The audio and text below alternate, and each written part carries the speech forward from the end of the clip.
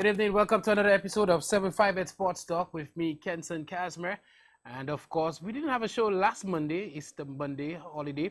And before that, we had 4 consecutive shows solely dealing with cricket internationally, regionally, and most of all, we had discussions locally. And of course, there are so many other developments over the last couple of weeks as it pertains to sports in our region and of course in St. Lucia as well. So we have a lot to discuss tonight. We're taking a different sort of track tonight. We want to make it as educational as possible to all our athletes and all our sports fans tonight. I think we have an absolute treat for you guys tonight, so you definitely want to stay tuned for that. Speaking of cricket, on the weekend we saw the culmination of the Ezekiel Joseph, the 40-over competition, the National Lotteries, in collaboration with the Ezekiel Joseph and of course the Cricket League in Barbono. Had a very nice final on Sunday. And of course, as I describe it, the Debarra Savannah, pretty much one of the places you want to go to take in a cricket final. Nice and cool, lovely atmosphere, lots to eat and certainly to drink. And we saw so many individuals show their face at the Debarra playing field on the weekend. Of course, a lot was discussed at the playing field with regards to the playing field and where they go from there in terms of providing it to the wider public on a more stable manner. So, of course, you'll be hearing a lot more about that very soon.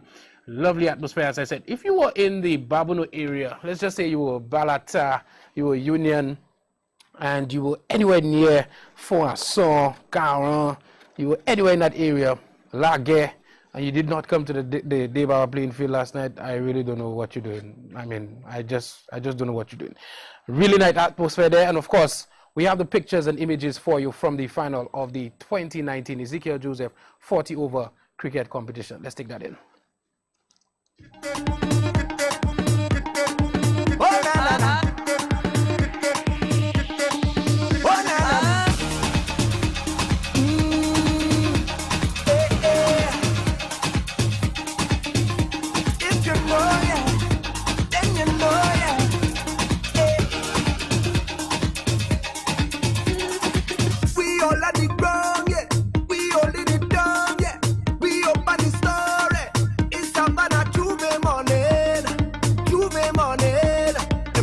Coming in, we ready to go, yeah.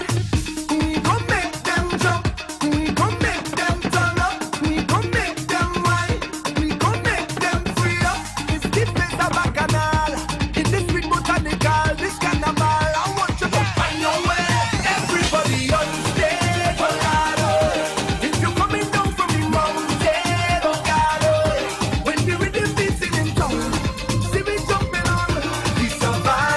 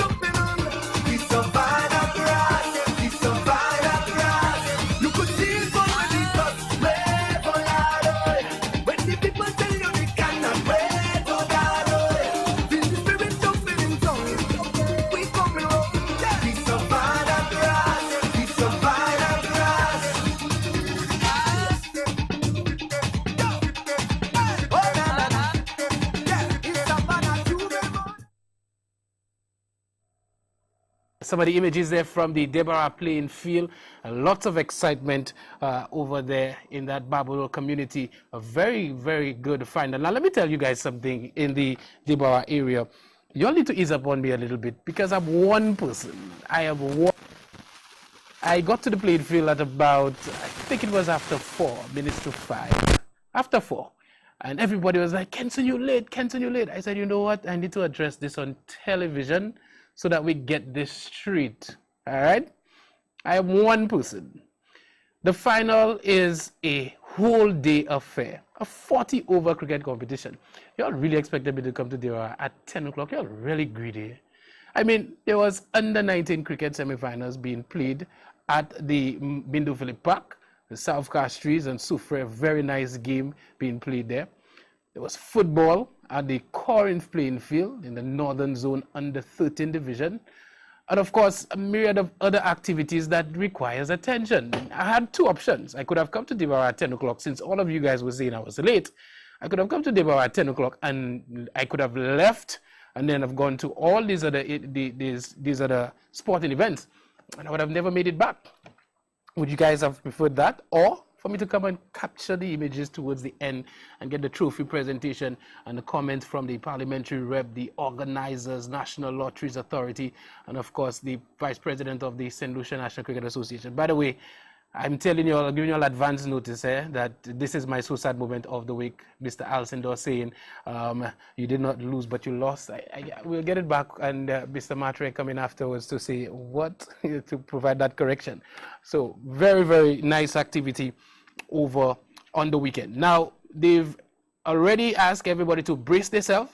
The T20 version, if you thought the 40-over version of that cricket competition was exciting, the T20 version is even more exciting. We have the likes of Kimani Melius featured. We have the likes of Akibo Geese featured. Even veterans, sometimes you might have a John Eugene stopping through and providing one of those innings for you, but under the usual suspects as well participating in that competition. And of course, we said this before, that perhaps some other organizers at a higher level could go to Barbados and see what's going on and perhaps emulate it on a national level. Very, very, very well done. I look forward to the final of the T20 competition. Of course, I will try my best to capture the preliminary rounds, but for sure, the final of the competition, I will be there once I am alive, God willing, in other words. All right, on the weekend, we also saw some really encouraging results and times in track and field, more specifically female track and field in St. Lucia. We have two collegiate athletes pretty much making waves in the U.S. Of course, the Texas Longhorns, these guys cannot regret giving a full scholarship, full ride to Julian Alfred, of course, the Cicero native, former student of the Leoness Comprehensive Secondary School, winning gold in the 200 meters at that level and finishing in a personal best and national record time. Of course, given her age, any record she breaks right now is a junior and a senior record, of course. So really, really good work being done there by Julian Alfred. I think we should have some images of her for you guys to see, but she's doing very well and she's making us proud over there in Texas. Now, further west in California, Michaela Hyacinth. All right, so this is Julian Alfred in her Texas Longhorn outfit. Definitely doing very well in the 200 and in the 100 meters for St. Lucia, carrying our flag. Of course, for those of you who do not know, silver medalist at the World Youth Olympics. First time in St. Lucian history, a sprinter, a silver medalist from Cicero Castries, right there, you know, St. Lucia. Of course, under the tutelage of Cuthbert Twatide Modest, and of course doing her thing over in Jamaica and then over to the Texas Longhorns.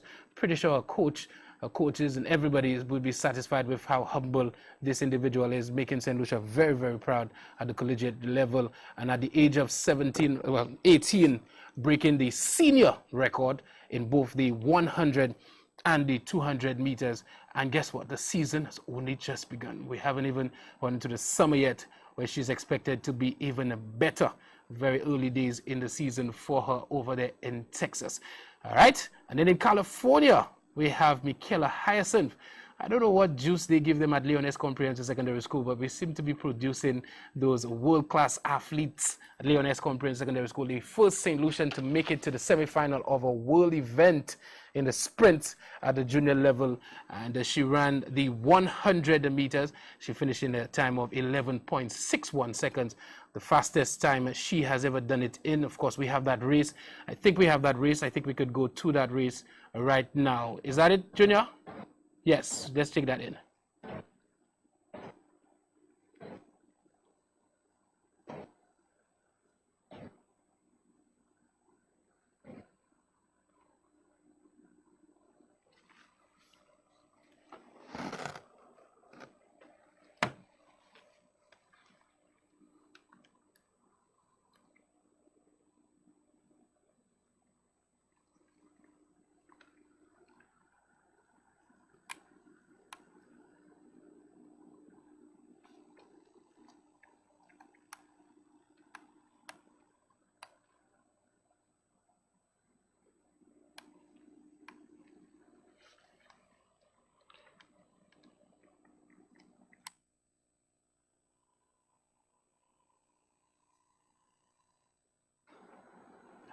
Yeah, okay. All right. So we seem to be having some technical issues with that. I'm not sure if it came through, but surely Michaela Hyacinth, 11.61 seconds. I cannot recall a time in our history. Of course, I stand corrected because we've been horrible as a nation in terms of keeping record in terms of individuals, in terms of national records.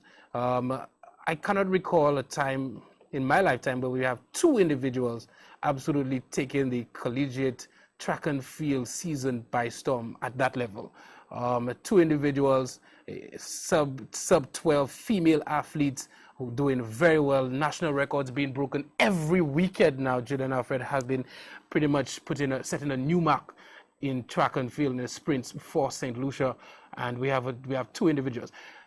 I'm reminded from the primary school, Lauren London, of course, a very talented athlete. I think she's about 12 or 13 now. Remember, she went over Trinidad Whitsuntide's games, the other competition in Trinidad, doing very well, and she's another athlete that we should be looking out for. And there are some other athletes that hopefully we can put into a nice program and accomplish what Bahamas did a couple of years at the Olympics and bring a goal for us in the 4x100 meters. That would be something to look out for. That would be absolutely awesome. All right, the developments in cricket. Narain, of course, this has garnered a lot of attention. Sunil Narain pretty much claiming, and I will say claiming because I, Kenson Kazmi, personally do not believe that Narain is injured to a level where he could not have made that trip to England. That is my personal opinion. If you can bowl 4 overs in the IPL, we're not asking you to bowl 30 overs or 20 overs or 15 overs.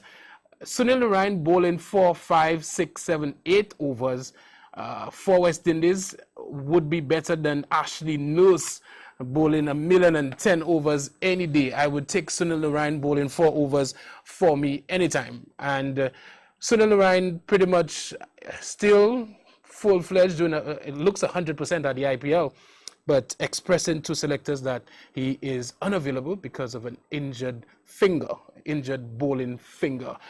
I do not believe that is the full story. As a matter of fact, the information that I have garnered from close sources, from sources who do not want to come out, is that there's a lot of disappointment right now with the team.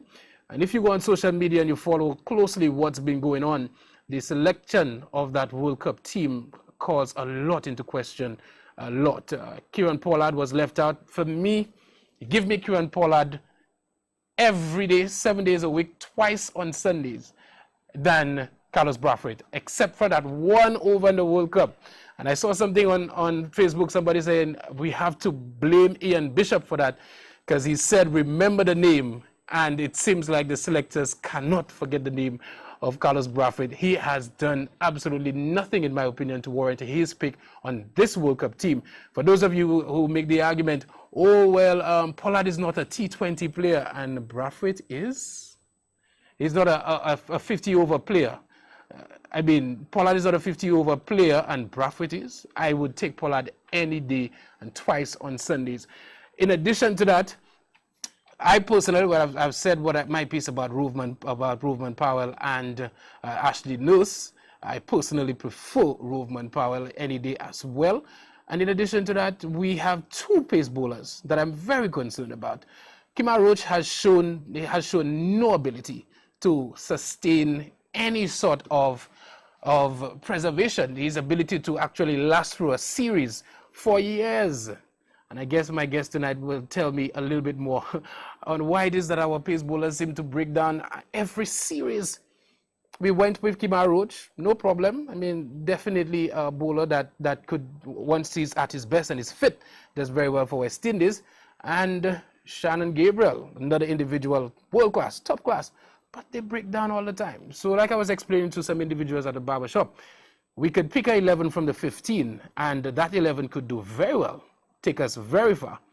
But in the event that this is a World Cup we're going to, and we selected a squad, and to me, in selection, you're supposed to take into consideration previous history of individuals, and you cater the 12, 11, the 12, 13, 14, and 15th person as replacement for these individuals. And Kemo Paul, who's been doing very well, was not selected. I mean, we see what happens with Roach after a couple of days bowling. We see what happens with Shannon Gabriel. Kemo Paul was not selected. Again, I think that is scary considering we go into a World Cup and we should have had the best squad, not 11. Because people have said, oh, that 11, Evan Lewis and Chris Gayle and, you know, all these guys, Shea Hope, it's good. But we're looking at 9 games in a World Cup, and we need to ensure that we have a team that is prepared for all 9 games. There was a lot of talk about Dwayne Bravo coming back. From all indications, he said that he was ready, and he would be, if called, he would be coming out of retirement. Again, that was overlooked. Marlon Samuels, another conversation persons have because of his record at World Cups. Individuals say, you know, when you have CPL, he doesn't do very well. He hasn't done very well. But he carried the team, if I remember, the 50-over qualification for the World Cup. He didn't do too badly. And he's shown the propensity to do very well at World Cups. That is another discussion that you can have given his experience at that level. But we have our team, and they're touring Ireland very soon. That should be an interesting tour to look out for as well. All right, those of you following the NBA, Boston Celtics doing very well against Antetokounmpo and the Milwaukee Bucks. They will not shut him out the way they did in that first game, so let's not get carried away, people. That is a long series. It's going to go to 7 games. We'll see what happens in the second game. Very, very interesting. And the Rockets, my opinion, absolutely robbed of that first game against the Golden State Warriors. I don't know what was going on with the referees. There were some horrible calls from the 3-point range, and so we'll see what happens in that. All right, before I take a break, just touch briefly on English Premier League. I'll start at the top. Liverpool, in fact, Manchester City seem poised to do a double. Of course, the 2 more games left, and you would expect Pep Guardiola and his men to get it done. But this is the English Premier League. On any given day, if one individual has a bad game, ask De Gea about that. The entire team could then be suffering, and they could actually lose that game. But Manchester City, it's all theirs to lose right now. They're up by 1 point, a very close English Premier League. And then you have Liverpool. Liverpool did not slip up this year. I mean, literally or figuratively, Steven Gerrard. But final 2 games, the best they could hope for is to win their last 2 games, and Manchester City slips up. And it looks like Tottenham poised to finish 3rd. And now Chelsea doesn't look too bad to finish 4th. Arsenal had everything going for them. A weak sort of run of games from, well, on paper, but Wolves for this entire season, they've not been a slouch at all.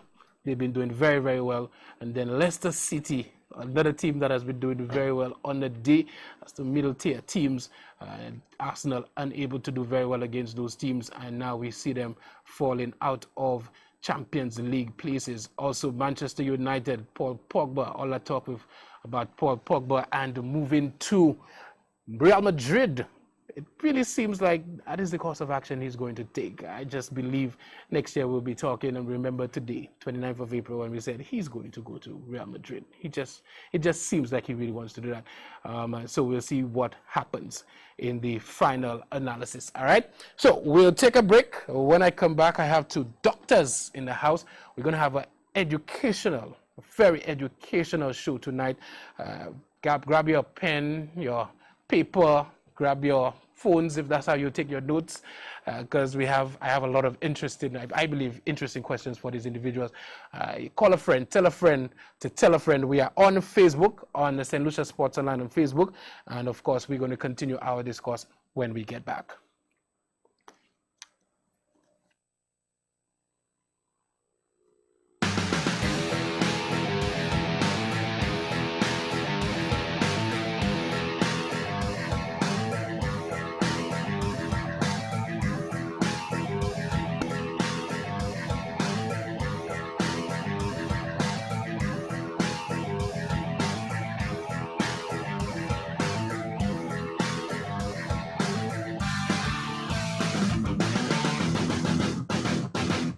Welcome back to 758 Sports Talk, and as you can see with me, I have the doctors in the house, and so we're going to have a pretty informed discussion tonight. To my far right, I have Dr. Kenneth Louisi, who is a general practitioner, but I think it's an understatement to put it that way, as his compatriot said, sports doctor. In many ways, of course, just a little conversation, I can tell that this man knows his stuff. And of course, to my immediate right, Dr. Stephen King, pathologist, in the house tonight. Welcome, gentlemen, to 758 Sports Talk. And of course, I think it's very important for me as a young individual who went through the collegiate system to provide knowledge to individuals that are involved in sports. We have so many people in track and field, cricket. We're doing very well in swimming. We're doing very well in boxing. We're doing very well in a number of sporting activities. So I felt that it was only necessary that, we had that sort of discussion. But tonight I want to just touch on a little bit on you guys, because Sumerians, as I was told. Yes. So tell us a little bit about sports and how it impacted your life, what you got involved in. Let's start with you, Dr. King. It's interesting. When I was young, growing up, I remember I was involved in the first instance because of my family. I was involved in yachting and sailing. Okay. And I got involved in volleyball and football. I was never very good at football, though. Mm-hmm. So I didn't stay there. I didn't stay long. I played in Form 1 and Form 2, right? Volleyball I played all the way up. In fact, I got back into football when I went to university. Okay. I used to play for the doctors, the medical students. Wow. But I think I really became more serious about sports, I must tell you, in my later life. And that was particularly with essentially running. I appreciated how great sport was and how great physical activity was. And I love the sport of running. That's long distance running, because it's a meditation. It's a way of zoning, and it's a way of really, I felt, addressing my mental health issues, because it addressed things like depression and anxiety. It helped me with managing my sleep, my diet, because when I'm fit, I eat better, I feel better, I work better, and in fact, it was really my brother-in-law who got me in, and I ended up doing the New York Marathon about 5 years ago. I think Kembo and I were talking about that. I didn't do it fast. Don't get me wrong, Kenson, but it's 26.2 miles. Yeah, that is tough. And I went all the way, okay. And I learned a lot. That training and building up to that taught me a lot about the body and about how one has to truly train over a lengthy period of time if one wants to do those kinds of activities. All right, Dr. Louisi. Well, like Stephen, I started my sport in St. Mary's College. A little bit of football, very little cricket, a lot of basketball, and I did high jump in athletics, which was my favorite athletic sport or discipline. And I played basketball at every single school I went to. Okay. University of the West Indies, I played for Cavell campus, I played in the local league in Barbados, and as well as when I went to the University of Havana, I played competitive basketball. We played in a municipal tournament. I made the squad for the university, and I also took that a step further. When I came back to St. Lucia, I continued to play, and I eventually was asked to be to vie for the presidency of the Basketball Association. I was president for about 9 years, and that was a very wonderful experience, and I can see that quite a bit of good came out of it because we had some dedicated people around. The late Wriggler King, Kenneth Wriggler King is one of the people that I must mention. We had people like Stryker around as well.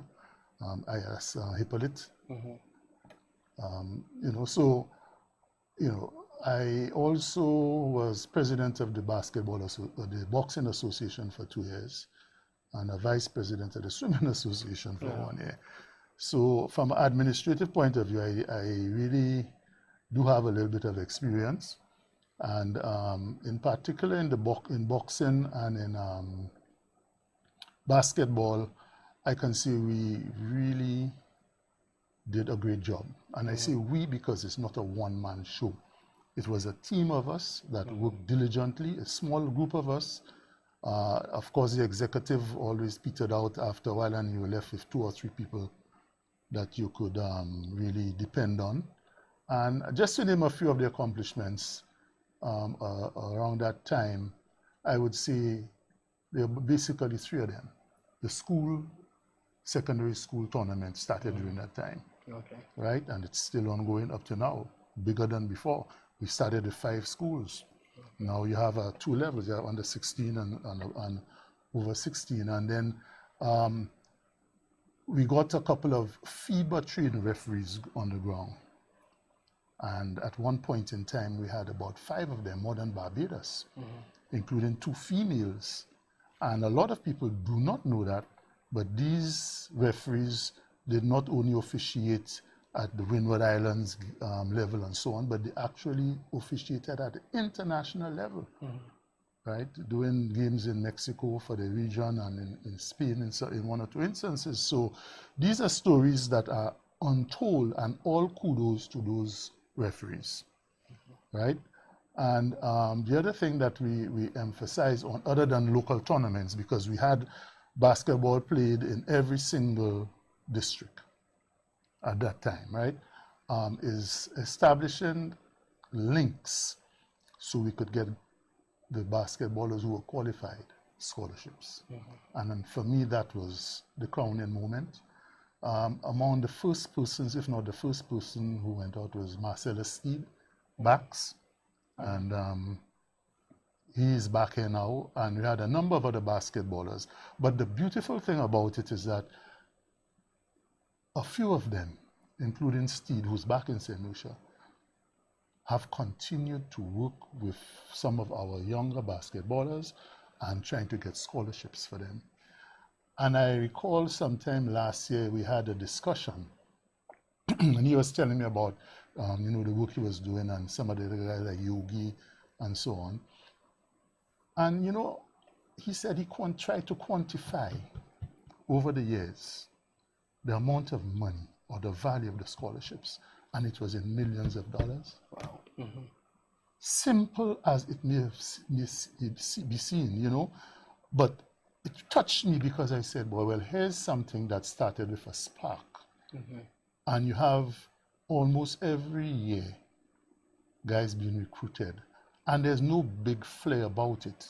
It's done because of the love for the game and because of an effort to try and provide an outlet for kids who have the talent and kids who are academically qualified to go and get a university degree. That is number one.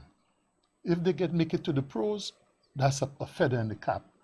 But the first thing is to try and get the athletes out, and I'm talking not of basketball alone, out to get some form of education. So there was a lot of good that came out of that for me personally.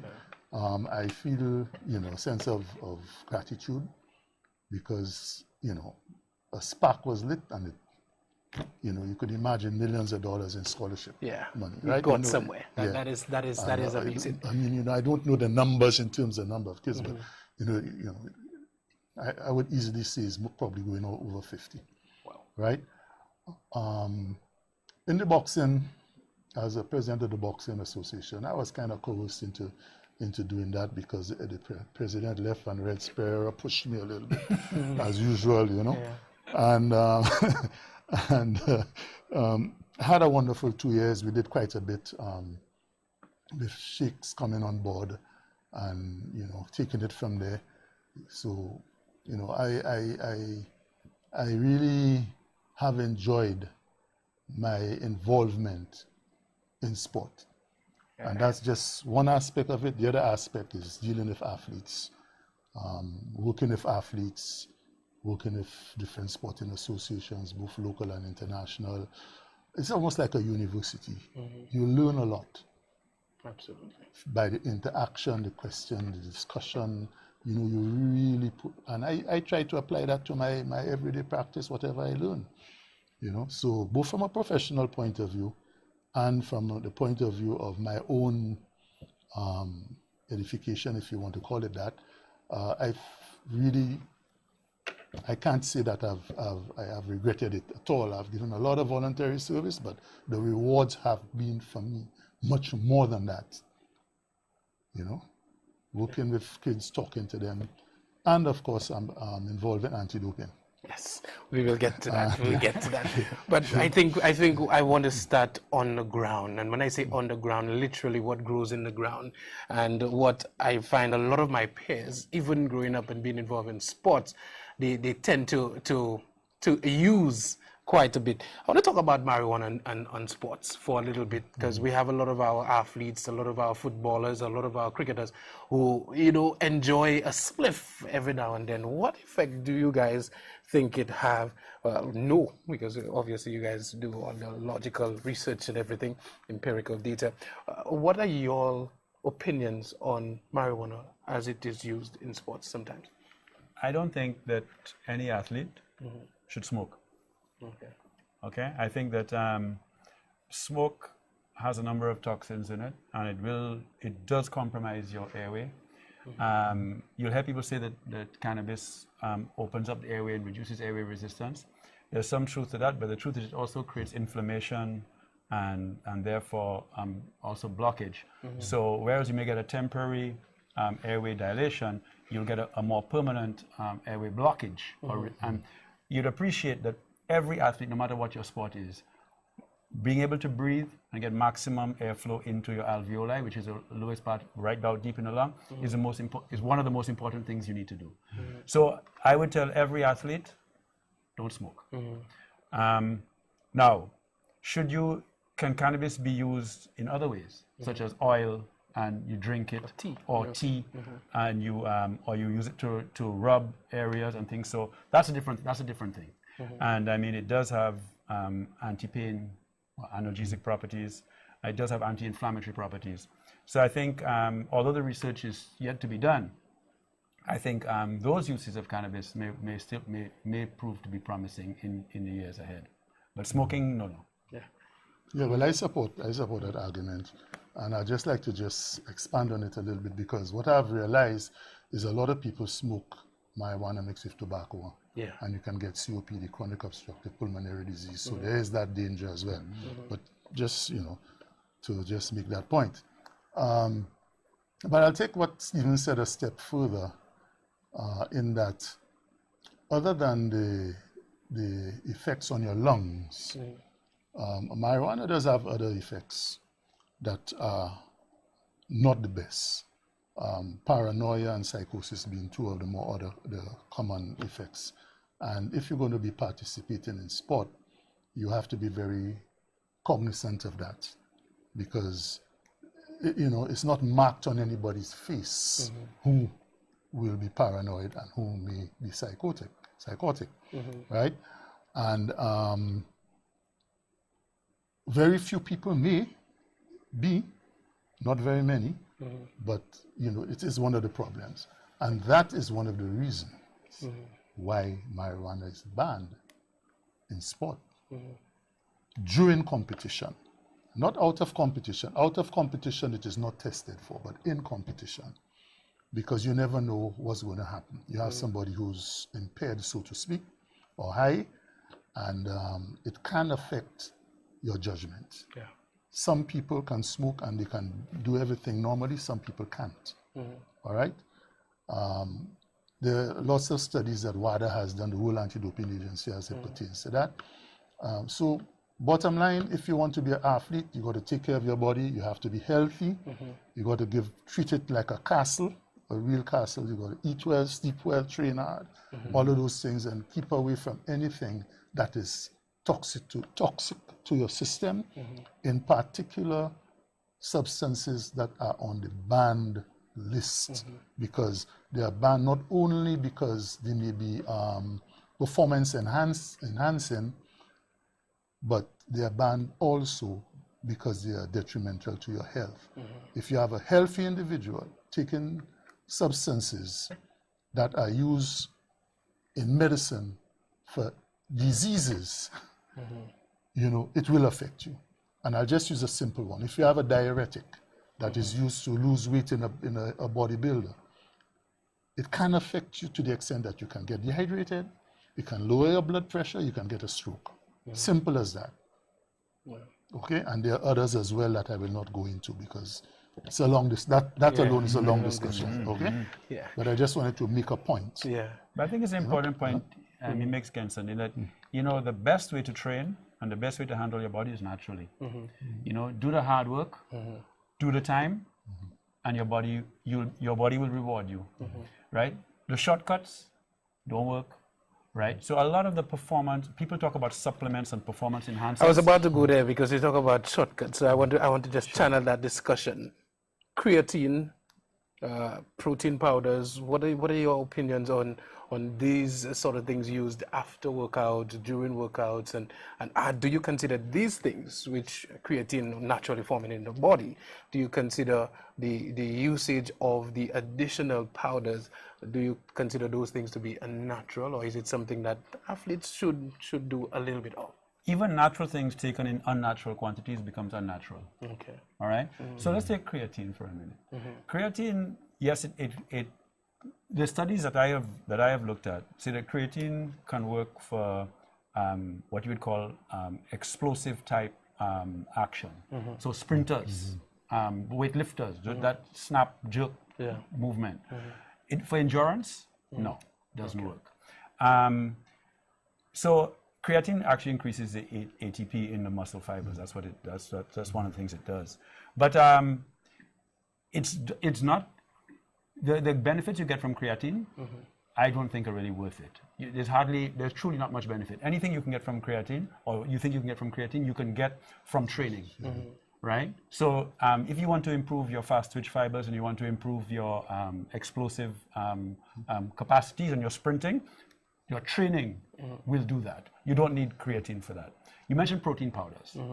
Now, it is true that right after a workout, the first hour after a workout is the time when an athlete is encouraged to take on board protein, because that is when you repair muscle. Because you know a lot of training you get micro tears in the muscles.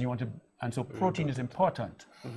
But the truth is, do you really need protein powders, or can you just use natural products Like fish, like food? Yeah, like food. I mean, naturally. I would advise people the natural way. I'm not truly averse to the protein powders per se, but it depends how much you use and the type of powder.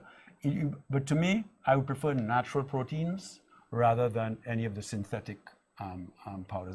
Because to me, the mantra has to be, do it naturally as far as possible. I don't know what Kimber wants to say. Yeah, well, that is a point, because the creatine does assist for short periods, especially in sprints, like Stephen mentioned. But what happens is that with a lot of the powders, you have very high concentrations of protein, mainly in the form of amino acids. and sometimes you have them associated with sugars, some glucose or fructose or whatever, depending on the composition.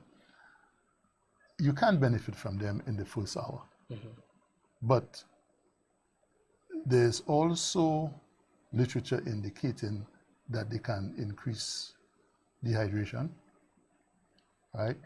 And a lot of those protein shakes also have in them steroids, anabolic steroids that are banned and it's not listed in the product. in the product. So there's a danger of you taking a substance that may have been contaminated deliberately or not. And you did not even know Right, that. good. Yeah. So one has to be careful, very careful, when one is taking supplements of any kind, right? Stephen mentioned the intake of protein to repair fibers, but in that same 1 hour, the science has shown that scientific research for years now, I mean, there's not anything new, that rehydration is important in that first hour, and also replenishing the carbohydrates in your body, the glucose and so on. And that in that first hour, you're advised to take something with protein, something that has carbohydrates that are easily digested, and also fluid, right? Because if I use my hand, for example, and show you that you depleted all of those things, in the first hour, it will go up like that and almost get to normal. And as time goes by, it's more difficult to reach that plateau because you want to try to get your body's equilibrium back as close to normal as possible within that hour and then build on it so that the following session, the following day, you have the reserves and then you can go ahead and train as hard as you did the day before or harder. If you do not reach that plateau and you go out to train, you will not have the energy and your body would not have rebuilt the damaged fibers, etc., and the reserves would not be there to have you to improve on your performance. So there's a little bit of a science to it, but it's not that difficult to understand, you know? So that hour is important. Supplements, if you are like some of those athletes that have the money, you can have the supplements checked in a lab to ensure that there's nothing in it. Steroid-free. Steroid, well, not only steroid. But banned substances. Banned substances, stimulants or whatever, right? Because that is big business. Yeah. You take a product today, boom, you find that you're energized and you're putting on weight, you don't know why, you go back and you buy it. And you tell your friends about it. Right? And so that's big business, very big business. From the days of Ben Johnson. Yeah. It's big, big business. So one has to be very careful with the supplements, bottom line. Yeah. I mean, why not, when you have things like sea moss and you have peanuts and you have all kind of with these things, you can do your own natural Your shakes or whatever. You can do your own natural thing. And within the window of opportunity, you spoke about an hour immediately after your workout, is when you really try to consume protein and, importantly, carbohydrates as fluids. well. And And fluids, fluids, yes, true, yeah, fluids. Because muscle is made out of water. Most of the muscle is made out of water. And individuals seem body. so averse to drinking water. Yeah, 80%. And water. Yeah. Water. When you say fluids, water. Now you also have electrolytes that you may, depending on the type of workout you did, you may have electrolyte depletion, and you want to rebuild electrolytes too. And the hour is important because if you don't fix, and as Dr. Luisi says, if you don't get your body back up, damage continues. Yeah. So you see, you want to break that cycle of ongoing damage and start to repair cycle as quickly as possible. You know, so that's really what it's about. All right, very interesting, guys. Let's look at a little bit about doping because you made an interesting point. Sometimes individuals do not even know that what they're consuming is something that is a banned substance, especially in a little St. Lucia. No, that is the saddest part of anti-doping for me. People taking contaminated products and they don't know. Yeah. You see the guys who go out there and deliberately dope, I have no sympathy for them. Yeah. Because number one is cheating. If you are on a football field and they tell you if you tackle a man from behind, it's a red card, that is the rule, that is the law. Every single international federation, barring none to date, has signed on to the World Anti-Doping Agency, well, no, the World Anti-Doping Code, and to the World Anti-Doping Agency and the UNESCO Convention, every country in the world, UNESCO Convention on Anti-Doping, International Convention on Anti-Doping. So, if the rules say that you ought not to use performance-enhancing products, and you do it deliberately, there's no reason for you not to be sanctioned. Okay? And it can go from a tap on the wrist, depending on the substance and the circumstances, to a 2-year ban, to a 4-year ban, and a lifelong ban. Reason being, we want all athletes to compete on a level playing field. And besides, it's cheating, right? Because if all athletes compete on a level playing field, it means your natural ability and your hard work will be rewarded. But if you cheat, then it means those persons who are honest and work hard to achieve the times, the distances, etc., will never get a medal. Let me get something specific. Testosterone and the use of it by individuals, whether we saw some images a while ago of somebody injecting something into a vein. How dangerous is that? Because persons seem to be able to get their hand on it, and I can tell you from interactions in St. Lucia, I know that. how dangerous is that? Okay. Why is it banned? Testosterone is a hormone. It's the main hormone that makes us masculine, makes us a man. Our voice, our hair, or everything that is characteristic. Our muscle mass. Our baldness. Our baldness. Right? That too. But it's what you call an anabolic steroid. It's a steroid that is used for muscle building. Now, in medicine, it is used in certain conditions. Cretinism, persons who may have problems producing muscle with legitimate reasons, right? But then in a normal meal, if it is used, you're going to get extra testosterone, right? And so you're going to get things like acromegalic type features, right? Your face, your skin get thick, your voice, and so on, your features get thing. But the health, the reason why it is damaging to the health, one, for a lot of men, it can affect your sex life, ironically. Right, your testes and so on could become smaller. Most importantly, it can cause hypertension, which can lead to a stroke and cardiac issues. It has been known to cause cancers, liver in particular, because the liver is a place where almost everything is metabolized and broken down, right? So it does have an effect on your health. And as I mentioned, I think I may have mentioned earlier, things are bad not because they are only performance enhancing, but because they have a serious effect on your health. And of course, it is cheating. You know, so I know persons may be using testosterone in St. Lucia.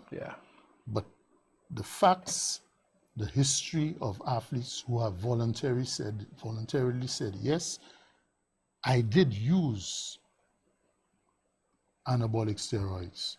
When they check their health, you could see the effects, right? Men, prostate cancer. Women, cancer of the breast, the liver, and so on, right? Because women use it, not only men. A lot of female athletes use it.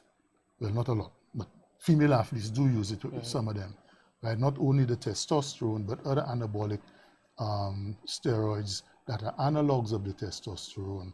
And you know, nandrolone, for example, is another one. Stanozolol is another one that is, you know, that has been used and probably still in use. You know, but now they're moving to more sophisticated substances, the champagne drugs they call them, with more synthetic now. For example, things like growth hormone, which is natural in our bodies as we grow. The synthetic growth hormone is being used with disastrous effects because being synthetic and so on. At one stage, you used to use the cadavers to get the growth hormone from the pituitary gland, right? And that was being done in back streets and in side labs. So the whole hygiene of the whole process was not what it was supposed to be for extraction of anything. But since it was black market, anything would have gone. I mean, Ben Johnson, a classic example of one who was being given a cocktail of substances, from growth hormone to steroids, all of them in one, boom, right? So you saw him go from a Slim guy too. slim, muscular, almost lean and muscular guy, almost as if they pumped him up like a bullfrog, right? Yeah. So that was a classic example of what it can do. But then right now he has health issues. And there are bodybuilders who were found to have had cancers of the liver and of the prostate. And when they check their medical history, that's a problem. Also, it makes you very aggressive. Yeah. And that can be seen in wrestling. So those persons in wrestling who take steroids, they get very aggressive. And the history of sudden cardiac death in wrestling is well known. And there's a relationship, not a scientific one, but there is a relationship between those persons who are known to have been taking steroids and some other performance-enhancing drugs and sudden cardiac death. And in fact, as Dr. Lucy talks about sudden cardiac death, there's something also in St. Lucia we have to be careful of. These energy drinks, which a lot of athletes like to use, Caffeine. they have a lot of stimulants in them. And those are associated with sudden cardiac death too. And it's not a drink to be used for rehydration. It's not a drink to be used during a game for energy or any such thing. I know a lot of guys like to use it, Monster and Climax and Red Bull and all those things. Yes. Those things are dangerous. And you don't know if your heart is the one susceptible to the cardiac arrhythmia that it can cause. And also they cause other things. They cause dehydration and other problems too. So that is something to stay away from as well. But Gatorade is a little different in Gatorade terms is of different. electrolytes and that sort of thing. There's I just wanted to make sure we make that distinction. So that persons Gatorade, don't- they're what you call rehydration drinks. And if you look at the labels, you could see now Gatorade has a good reputation because there's an institution that does a lot of research in Florida. And the composition of Gatorade, ironically, is very close to what we call the rehydration salts. The composition of glucose to sodium and so on, right? Very, very, very close, the percentages. It's just that they make it a little more flavorful, right? And so on, right? But I'm happy that, Stephen, you mentioned the stimulants because some of them are banned. I remember there was a gentleman who, around 2006, was doing some work in anti-doping, and he was a doping control officer. And he said to me, look, he's going to send me some information. And as early as 2006, going into 2007, Red Bull was banned in Canada because there were instances of young kids dying because they used Red Bull along with cough syrup. And it was found to be in hockey players. Hockey's played in winter, and a lot of people get the flu in winter. So over-the-counter stimulants like epinephrine and pseudoepinephrine were a common thing in cough mixtures. Now, these are stimulants. So here you have a young man, playing a sport that is the fastest on legs, on 2 feet, right? Because of the skates, you're going fast, your heart is pumping because of the activity. You have the stimulant from the cough mixture, and then you're going to take a Red Bull, with all the caffeine in it, and boom. And the paper's written about it, right? So the caffeinated drinks, I would tell athletes, stay away from them. Because the caffeine is a stimulant, but in terms of rehydration, I must tell you, water, I coconut water. I love coconut water. I think coconut water is there, and I think coconut water it doesn't have the same mix as Gatorade, but it actually has the electrolytes. It has some sugar, and it has the liquid. It's a good substitute for and it's cheaper. It has everything in it that one would want for rehydration, and probably a little more. Right. So before we take a break and open the lines, I just want to ask one more question because I'm pretty sure persons have their different questions. I want to give them that opportunity to ask their questions based on sports and medicine and nutrition. there are a lot of fad diets in terms of there's a ketogenic diet. I mean, that is pretty much the use of more protein and fats and that sort of thing. And there are other diets that, you have a lot of carbo loading and that sort of thing. In terms of your experience and dealing with athletes and persons who are involved in physical activities, is there one in particular that you think this actually works, or is it something where individuals need to just pretty much change their entire lifestyle? Lifestyle change is important, but the body of one individual will not metabolize or assimilate a similar meal, right? The same way, because our metabolic process may be a little faster or a little different. Some of the enzymes we have in our body, some people may not have them on one extreme, right? And on another extreme, you may be producing a lot more. But what one has to take into consideration as far as diet is concerned is what is the purpose of your diet? Absolutely. What are you taking it for? Are you taking it so that you can put on weight? Are you taking it to lose weight, to maintain your weight? So that has to be juxtaposed against your activity. So if your activity is somebody who's using a lot of energy because of the nature of their work, then your diet, if you want to keep your weight, would have to correspond to that, right? If your diet is one where you want to lose weight, then you have to look at your diet and say, well, I'm eating too many carbohydrates, processed carbohydrates, too many fatty foods, that sort of thing, and make the adjustment. Now, I never tell my patients, or anybody, any athlete, look, you need to go on that type of diet. I give them guidelines as to what they ought to eat. If you need to do a lot of running, like Dr. King, for example, in his marathons, you need to have a lot of carbohydrates in your diet. Okay? So it depends on what your activity is, right? And some people say, but doc, I'm on this diet, but I'm not losing weight. What else are you doing? You're in a gym pumping iron, you're not going to lose weight. Your muscles you're putting on muscle. You're losing fat, but you're putting on muscle. Which is heavier. And muscle is more dense and weighs more. So these are the things that, I'm on a diet, I'm only taking shakes in the morning. What's in your shake? Honey, banana. All of those things, but rich in carbohydrate. You're not going to lose weight. You're better off taking a shake that is richer in something like watermelon and things that are not too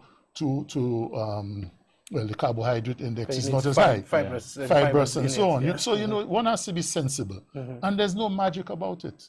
One just has to be sensible, and your diet would have to suit the purpose. Exactly. Because if you're a weightlifter, for instance, your diet's going to be different from a runner. And so on, because your body has different needs. So I think it has to be tailored, But the truth is, I think we don't have to import, I think everything that we need is here. So it's just a matter of using what you have available to you locally. The one thing I want to make a point of, which I wanted to say earlier, but I forgot, got carried away with the diet thing. But it's still on the diet. It has to be balanced. You have to have a balanced diet. The different food groups, no matter what your diet is, it's important because your overall nutrition is important. Yeah, you got to have your vegetables, your lettuce, your carrots, your tomatoes. You got to have your peas and beans and lentils. You got to have your carbs with the yam and the dasheen, right? And then, and you can also have your meat as there as well, with fish and these things. Yeah, protein. Yeah, because between lentils and your fish or whatever, you get your proteins.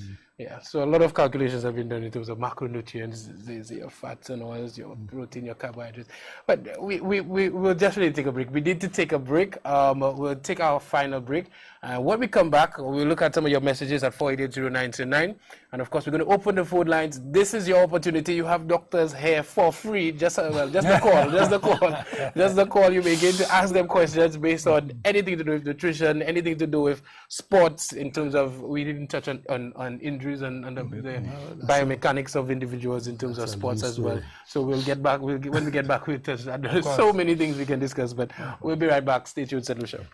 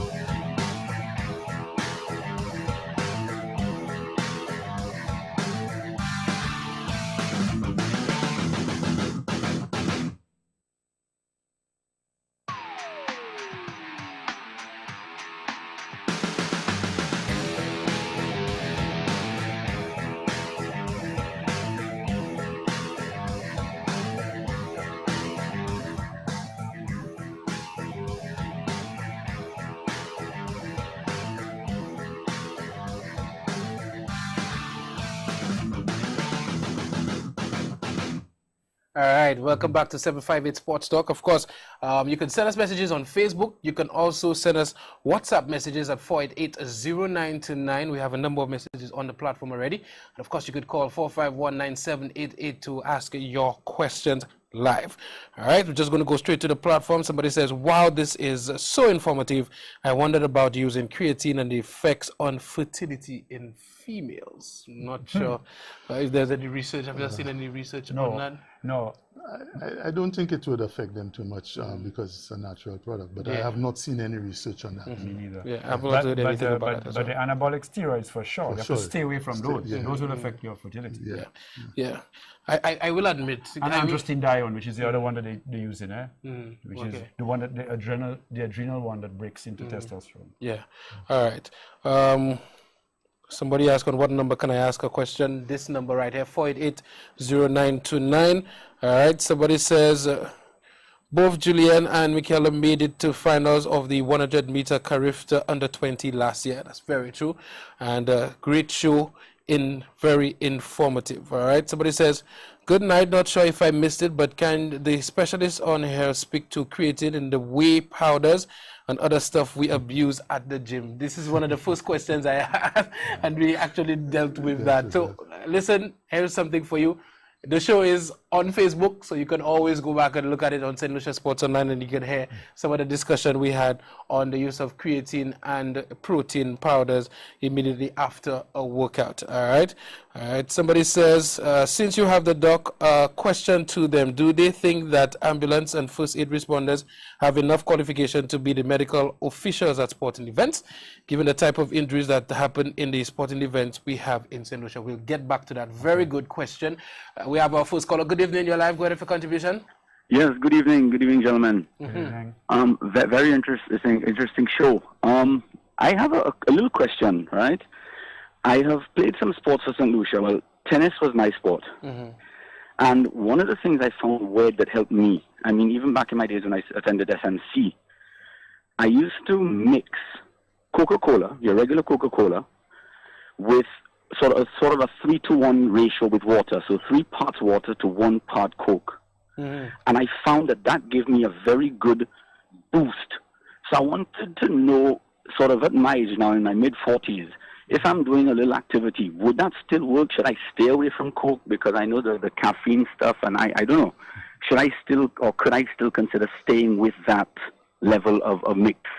Or should I just sort of, adjust, I don't know, buy some of these, as you say, other powders and these other glucose things? What's your suggestion and advice? All right, good. Yeah, thank you so much for your question, guys. Well, like you correctly said, the Coke has caffeine, right? Yes. And caffeine is a stimulant. Right. And that is what would have given you the boost that you felt. Understood. Right. Now, caffeine by itself is not banned. I'll start with that. It has to be at levels that are astronomical to produce any serious performance enhancement. Okay. But it does have stimulant effects. The same as if you drink a cup of coffee and your heart will race do-do-do-do with some people. Right. Right. That is the stimulant effect I'm talking about. Now, if you cut it down to 1 part to 3 parts of water, whatever it was, you will probably still get in that effect. Okay. But not a strong effect. But in you as an individual, it was producing a stimulant effect that was sufficient for you to realize that when you used it, something happened. It enhanced my, Right. It now, but kept you are me very sustained. fortunate too, because caffeine is one of the things that we spoke about earlier that course. are in those drinks, caffeinated drinks. In some countries, some of them have been banned, like Red Bull I mentioned. Right. Okay, and these things can cause cardiac arrest. Right. Understood. Okay, so at 40-something years, if I were you, I would reconsider it. I'm just saying reconsider it. I think you stay away from stimulants, and so stay away from it. I mean, some people tell you they like to take a cup of coffee before they go and exercise. Well, Not guilty here. First thing in the morning, I have a cup of coffee. right. First thing. So it's along the same things. But so I mean, you have to know your body too, eh? Right. But stimulants, you have to be careful because they are associated with cardiac arrhythmias. That's the Right. problem with them. So you have to know your body. I'm not sure that a 1 in 3 Coke to water is a dangerous mix. Yeah. I wouldn't. That sounds I very think watered I down. think it's reasonably safe in my view, right? But But the thing is that he said he noticed when he used it. He still gets into So probably it the means- effect on it him means- might be. right. You see, so the effect on careful. one person is not going to be the same effect as on, Right. on other people. correct. So we are, sensitized to things differently. And if you were feeling that, that's why when you were young, and right now, that's why I said to you, if I were you, I would reconsider it. Putting it gently, reconsider it, meaning, forget about it. That's the doctor's advice. Let me give you the gruesome advice. Must don't do that. Don't do much with yourself. You sound like that would do something. You leave that alone. So I should take Dr. King's advice and stick with coconut water. All the way. You can't go wrong there. You can't go wrong with At all. Understood. All right, thank you so much for your Gentlemen, contribution. Thank you very much. Yes, Take care. very interesting question on the platform here. In terms of the ambulance and first aiders, do you think that they have enough qualification given the type of injuries and some of the things that actually happen at sporting events? What say you? Both of them Let me don't tell like you. the I'll answer. tell you what. They- I'll tell you they what. don't No, want to I touch have that. my opinion on horses. that. I said horses for courses. The emergency medical technicians are trained for a particular type of emergency, and they're essential to have at meets and games, in my view. Because if somebody needs to be transported, somebody needs collapses, I think it's important you have the EMTs. But when you talk about injuries, that's a little different. So, we need the specialist sporting technicians and physiotherapists and so on for some of those kinds of injuries. And the EMTs are not, to me, the EMTs are not trained in that way. The EMTs are for those emergencies which are, I think... Superficial. No, not superficial. In fact, quite the opposite, life-threatening. Okay. You know what I mean? That's when I see the EMTs being really important. But in the actual sport, to manage an athlete on the field in terms of injuries, sprains, blah, blah, blah, muscle strains, no, I don't think the EMTs are for that. Okay. I don't know, what do you think? Well, Listen, you'll answer that. Let me just, there's somebody on the line. Good evening. Go ahead with your contribution. Hello, guys. Very excellent show. Could you comment about athletes who are asthmatics, what drugs we can use? okay. Kimbo, you know who's speaking. Yes, I know. That smile on his face told me. Well, the session I gave, right? The very short session where we spoke about that. I did a talk on exercise-induced bronchospasm, Oh, yes. right? And the mechanism is similar to asthma, but the drugs that can be used are aerosols. That's your inhaler. Salbutamol at the recommended dosage, Salmeterol, and I think the other one is Formoterol. Okay, the quantities at the recommended dosage do not produce performance enhancement. We know those things are stimulants.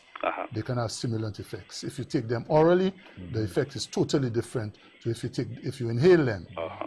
So for somebody who has regular asthma, we can use any one of the drugs that I mentioned, along with your Betacort, right, betamethasone, at recommended dosages. For those persons who may have an asthmatic crisis whilst exercising, it is recommended that they use the salbutamol inhaler or one of them 15 minutes prior to exercise. Okay, so it prevents the constriction, etc., during exercise.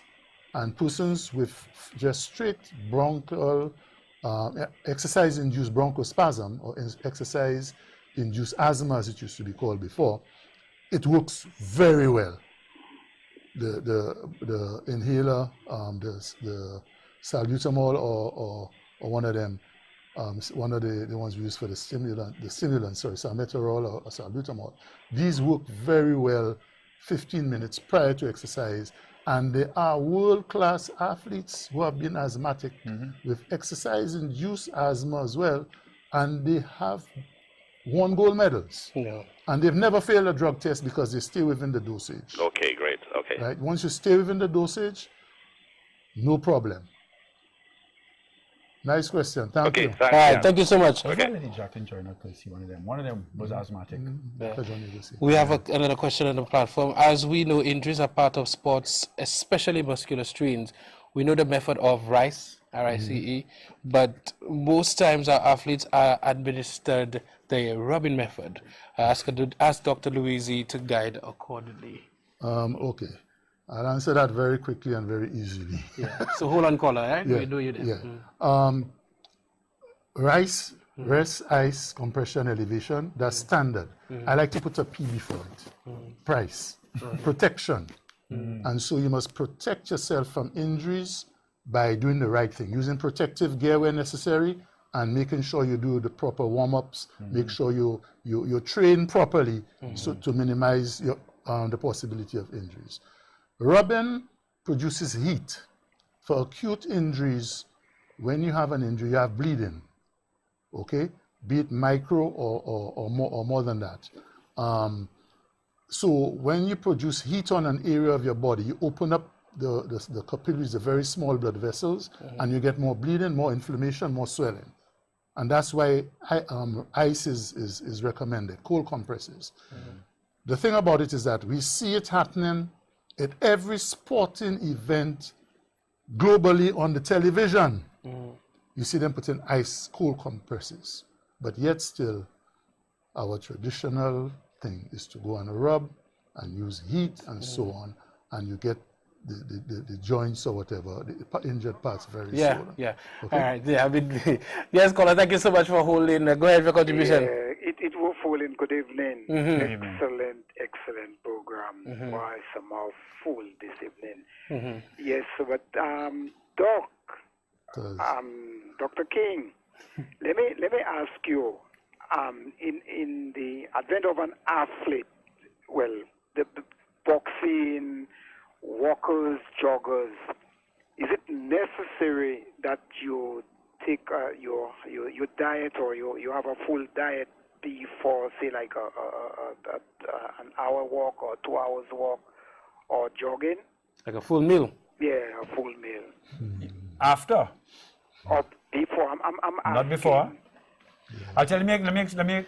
In fact, we were talking about this before the show even started. Yeah. Leading up to any athletic event, Yeah. or if you should make sure you're well hydrated and you ate well and you slept well the day before. To me, just before the activity, that's not the time to have a meal. The next time to have a meal is when you finish. As soon as you finish. Right? Because if any athlete will tell you, if they try to have strenuous activity on a full stomach, Yeah. that is trouble. Okay. That's trouble. And sluggish. Okay. Well, I get. Sluggish, and also you get nausea, you get vomiting. Yeah. So it's so especially if you are doing strenuous activity, you're going to get into trouble if your stomach is full. That's why but the day before, the hours, day before, that is when in fact the days before is when you make sure you are well prepared. I mean, Dr. Lucy said it well. Yeah. Prevention and protection, that is part of your protection. Yeah, because I really wanted to find out in the aspects of, like, one who goes on a long walk, like a long morning walk or the afternoon walk. Sometimes it may endure about an hour or 2 hours thereabout. So like I said, the night before, you're supposed to have made sure you well hydrated, you well fed that day before. You get up in the morning to go and do your walk or your run, and then you come back, you take your food. Well said. Thank you very much. Yeah, Thank you for your contribution. I just want to go quickly to the question of the paramedics, the ambulances, and so on. I've worked with a number of them. Their training involves basic first aid as part of the training. And in basic first aid, you are taught how to deal to a certain degree with minor sprains, fractures, etc. Who had thought? Right? Who had So, thought, you yeah. know, Who we had- can discuss that a little Yeah. bit. And Yes. I'd like to go ahead and say a little more on that. Yes, good evening, your live. Go ahead for contribution. Good night, Sir Kenton. Good night, sir. Special good night to you, Dr. Night, Louisi and Dr. King. Right.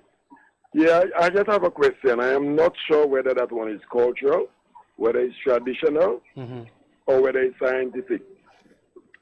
Children are told that they should not be playing in the rain when it's drizzling because they may get sick.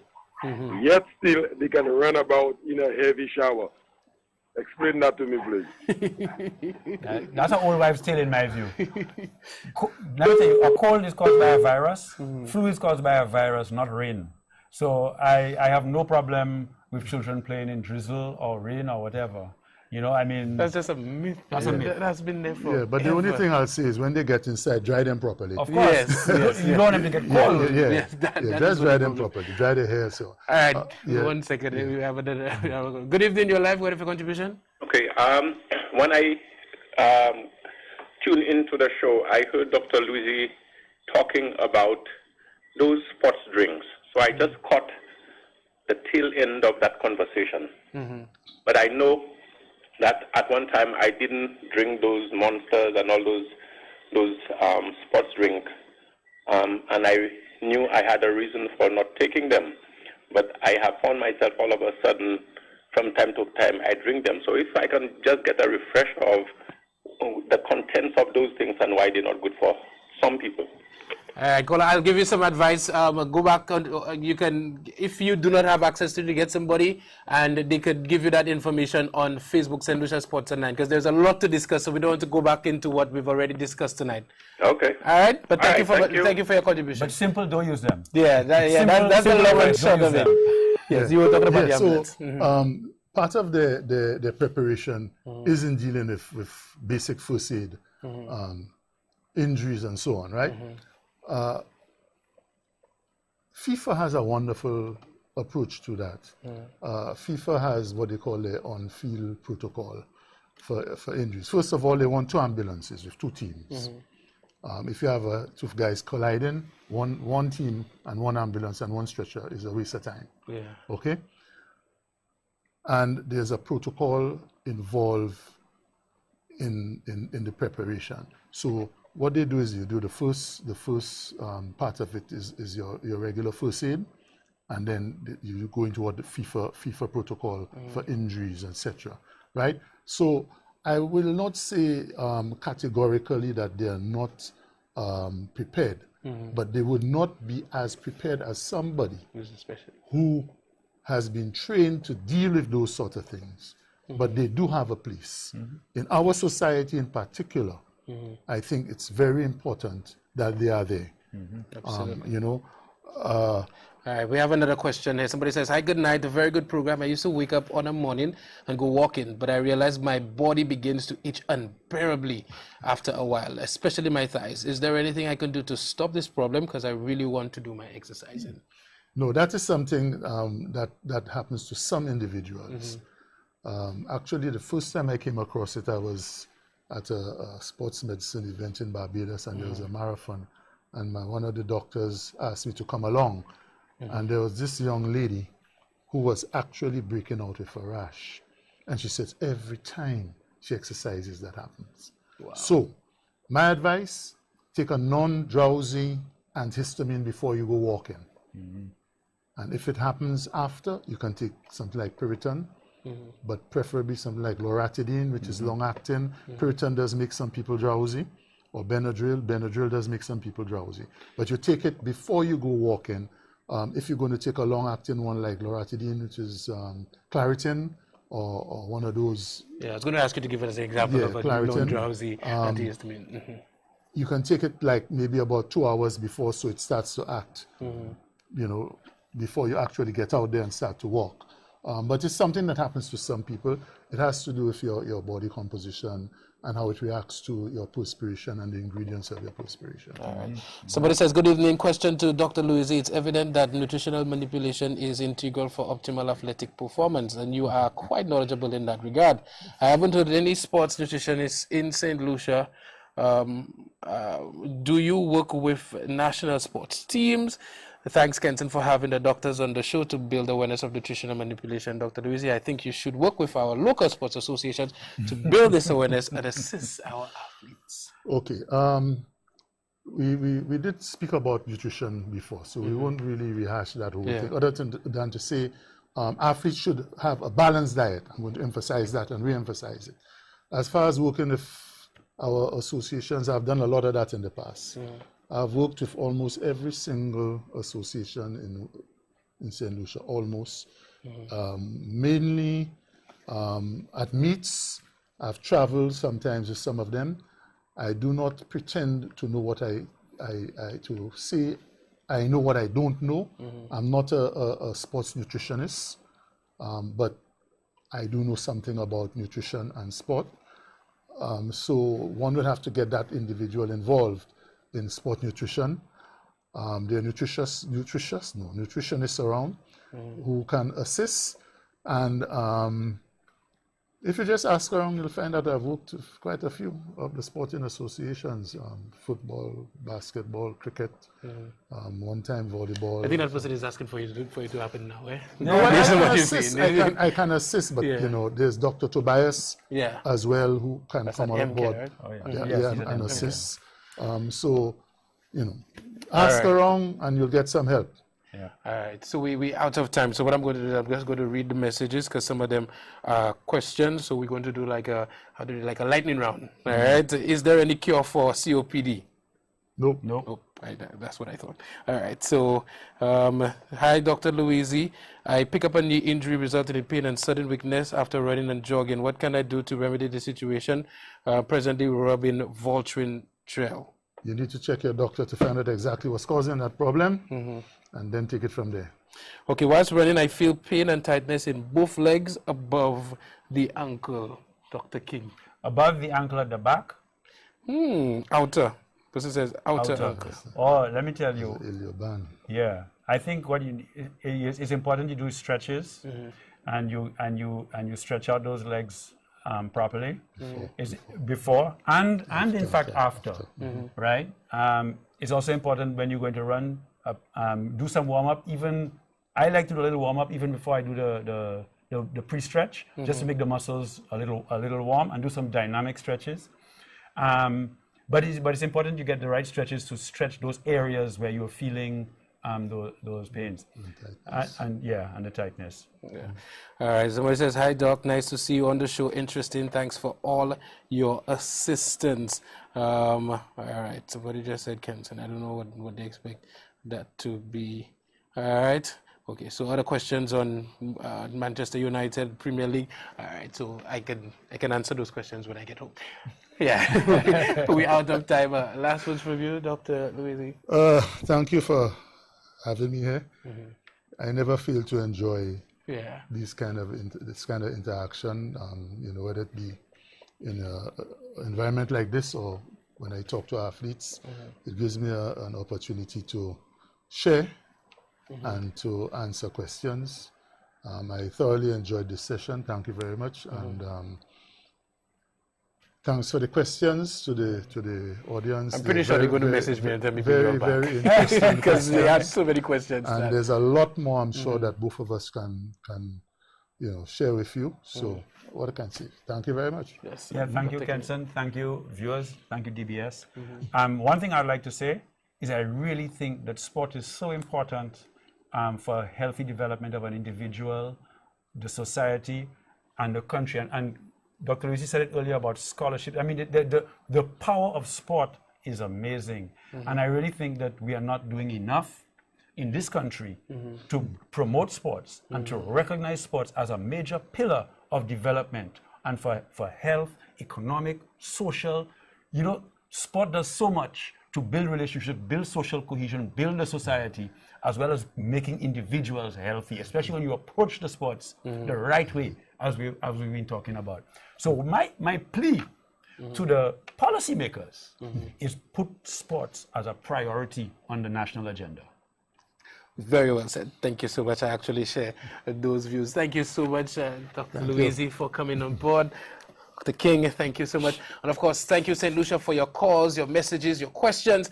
Of course, I definitely will endeavor to do this more often. I think there's so much more information that we need to give to our public.